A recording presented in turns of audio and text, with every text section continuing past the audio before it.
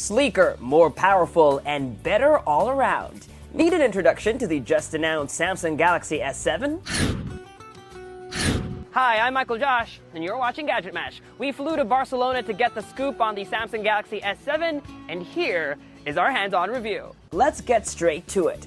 This is the Galaxy S7, and this is the Galaxy S7 Edge. Both phones measure 5.1 inches and 5.5 inches respectively. Design-wise, not much has changed since last year, but that's not surprising because the S6 redesign was well received. Instead, Samsung took what it had and made it better. The S7 is still mostly made up of glass and metal, but now has slightly more rounded corners and a slightly more squarish home button. The display has an even narrower bezel, meaning it's flushed against the sides of the phone. Button and port placements are the same, volume rocker on the left and power button on the right. Micro USB charging port, headphone jack, speaker grills, and microphone on the bottom. Notice, no USB Type-C.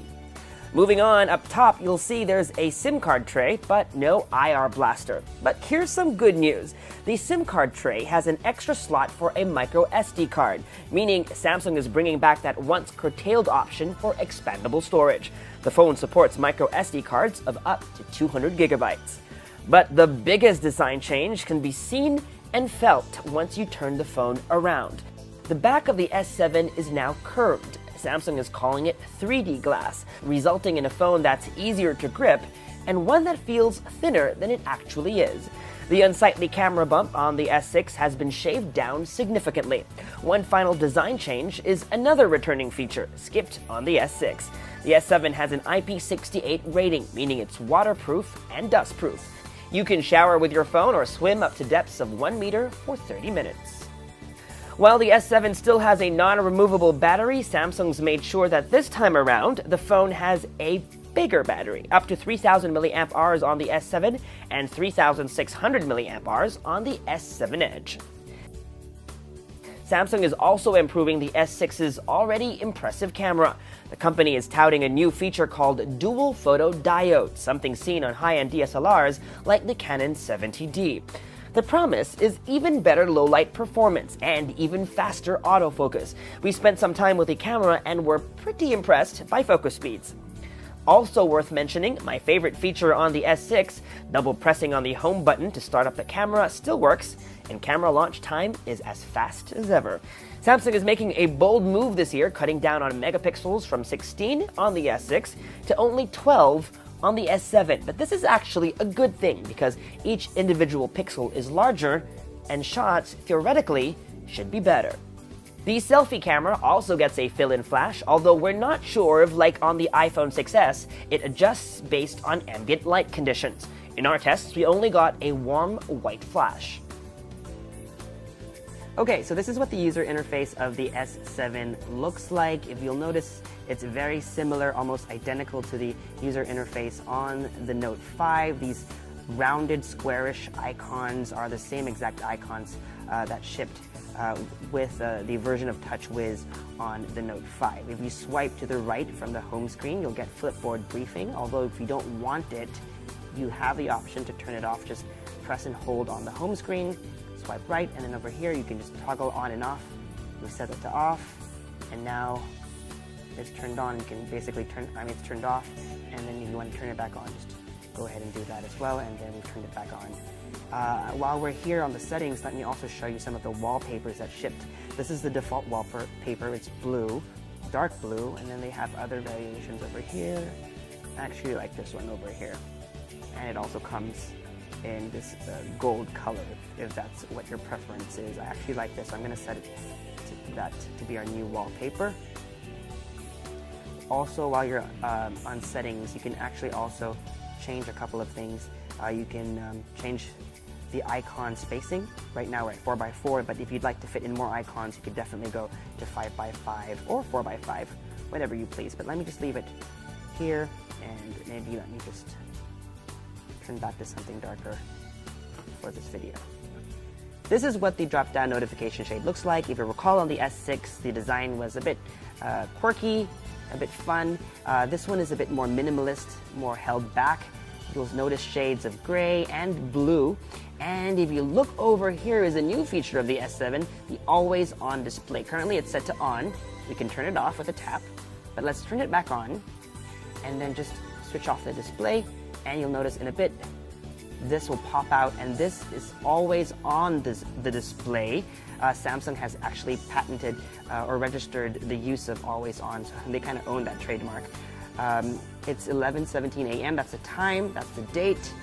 You have the battery levels over here, and if you had missed calls or incoming messages, the count would appear underneath the time over here. And like I said, it's always on the display, but it consumes very little power. Samsung says less than 1% of battery per hour. Let's go ahead and dive into the app drawer. Again, very similar, and we're actually pleased to see that there is hardly any bloatware. There are a couple of Samsung apps like S Health and S Voice, and there are built-in Google apps as well as a suite of Microsoft apps, including Word, Excel, and PowerPoint. And last, let's take a look at the settings menu. Again, very similar to the settings menu on the Note 5. You can search, for example, I was looking for storage earlier. And as you can see, this is a 32 gigabyte phone, and out of the box it has it's used about 7.82 gigs, so there's about 24.18 gigabytes available. Last thing I want to show you is the version of Android. If you go into software info, you'll find that it runs Android 6.0.1 out of the box, and that is Marshmallow. And you press and hold. Let me see. There you go. You have an Android version of Flappy Bird.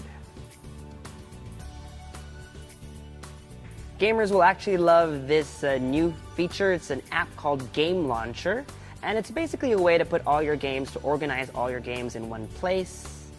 You can add them this way, it'll arrange them, but it's not just about arranging your apps. What it does, it allows you to save power while you're playing your games. So you can save power or save maximum power, and basically what it does is it lowers the resolution and the frame rate to give you more game time. Another interesting feature is no alerts during the game. The last thing you want to be doing is playing Temple Run, you're about to jump and then an SMS comes in, you click no, but it's too late, you fall and die, so you can turn on no alerts during the game. And last but not the least is game tools.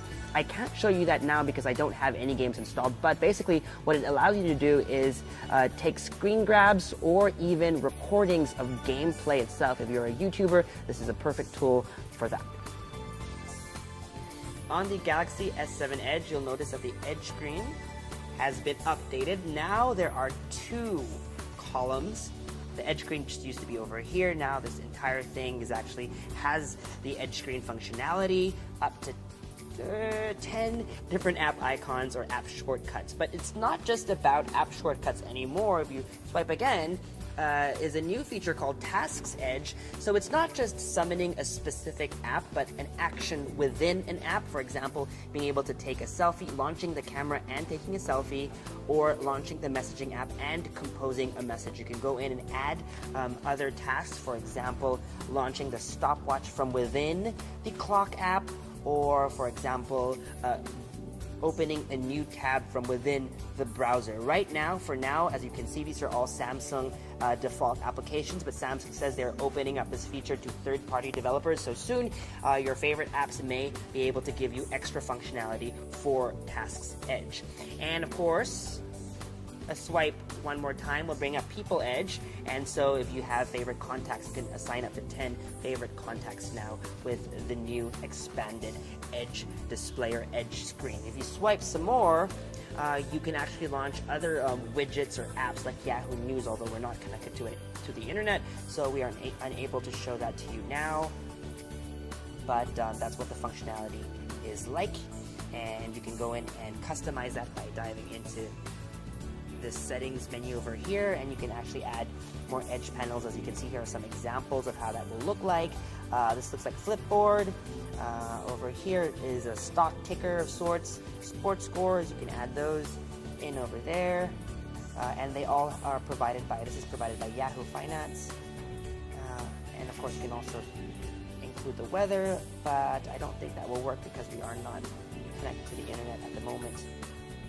But those should load over here if you set it up that way. And that was our hands-on with the Samsung Galaxy S7 and S7 Edge. We've got a lot more coming from Mobile World Congress, so make sure to subscribe to our YouTube channel, like our Facebook page, and follow Gadget Match elsewhere on social media. Until next time, I'm Michael Josh. Thanks for dropping by.